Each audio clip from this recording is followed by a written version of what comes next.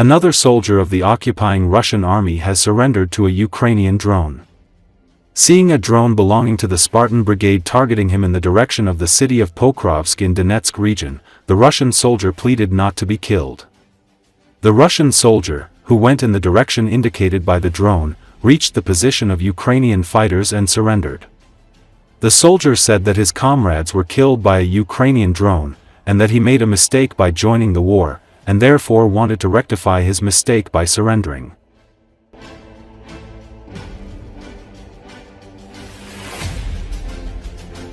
Сколько человек вас ушло? 2 человека нашло. Где ваш напарник? 200. От чего? От дрона. Вам понравилась работа наших дронов? Да. Как оцениваете работу наших дронщиков? 10 из 10. Скажите, вы какую задачу получили?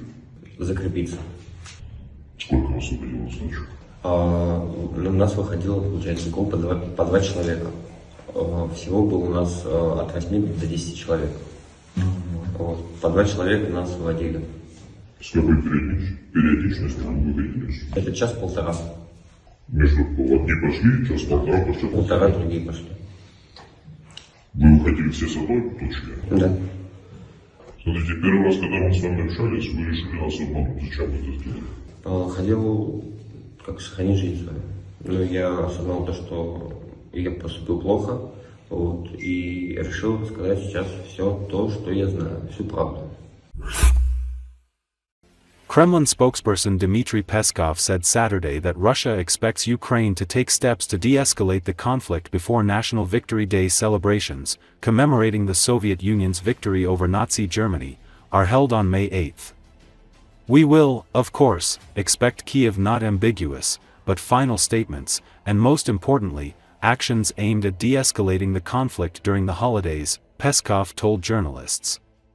Russia's ceasefire proposals, he said, were meant to test Kyiv's readiness to find ways for long-term sustainable peace between Russia and Ukraine. He also said the Kremlin has no information about a potential visit by U.S. Secretary of State Marco Rubio to Moscow on May 9.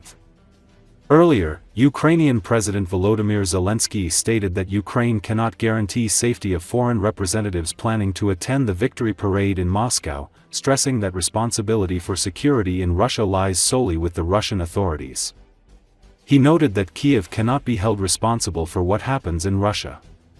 Zelensky also described as theatrical Kremlin's temporary truce related to Victory Day parade, and offered a one-month truce instead. Предложенного Россией пасхального перемирия, а также нынешней инициативы по объявлению перемирия на праздничные дни 8, 9 и 10 мая для нас является проверка готовности Киева к поиску путей для долгосрочного устойчивого мира между Россией и Украиной. Реакция властей Украины на инициативу России ввести перемирие – это тест на готовность Украины к миру. И мы, разумеется, будем ждать не двусмысленных, а окончательных заявлений, а главное действий, направленных на деэскалацию конфликта в праздничные. Ukrainian President Zelensky seeks to receive $30 billion in military aid from the United States in 2025 instead of the planned $15 billion following the signing of long-awaited minerals deal with Washington this week.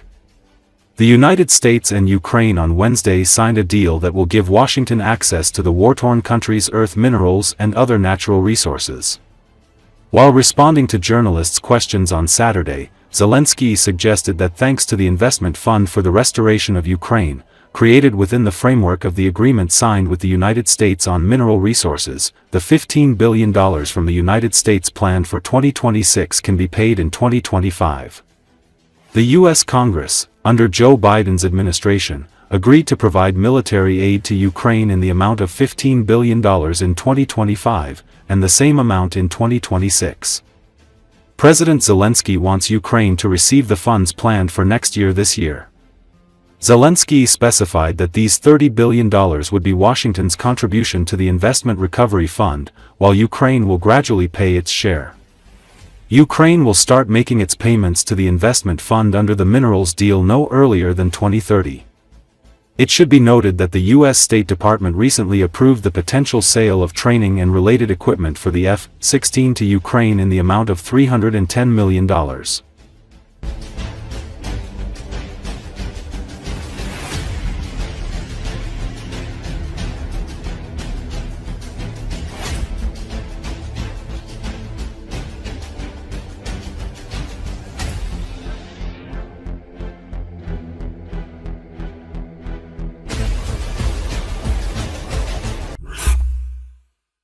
Regarding whether Ukraine has the capabilities and plans to launch a drone strike on Moscow on May the 9th, People's Deputy Roman Kostenko said the following: "When it comes to the May the 9th parade, we need to talk separately about the capabilities and separately about the need, and also whether we have intentions to use these capabilities. If we talk about whether we have such an opportunity, whether we have the means, then we have the means. We have already shown more than once that our drones fly further than Moscow, further than 700 kilometers. So theoretically, there is such an opportunity." The SBU colonel described the decision-making mechanism for drone strikes on Russian territory. As for intentions, the decision must be made directly by the military political leadership, based on all the existing circumstances, based on the existing agreements and possible consequences. All of this must be calculated, and we must decide how we will act. Roman Kostenko also voiced Putin's fear, which forced him to declare a ceasefire on May the 9th. I will say it again. Ukraine has the opportunity. Russia is behaving this way because it is afraid. That is why they proposed a ceasefire, and not just like that. Not because it is the 80th anniversary of victory. They would happily march along Kreshchatyk on the 80th anniversary. This is 100%. But now they are afraid because they need to remove a lot of air defense, including from the front line, to cover the sky and not lose face in front of those leaders who will still come to their parade. Kostenko also warned Ukrainians what they should prepare for instead of a ceasefire. The question remains open whether our government believes in peace. It seems to me that it does not, because everyone has already studied the Russian Federation very well, both in history and now, and they are trying, perhaps, to do so in order to show concessions. The main thing is that we are prepared for the fact that Russia will not stop the war, even if there is a truce. It seems to me that this is only because the ambitious team in the US came to power on slogans about a truce, about a temporary ceasefire, and they need this for some reason. The SBU colonel expressed his point of view.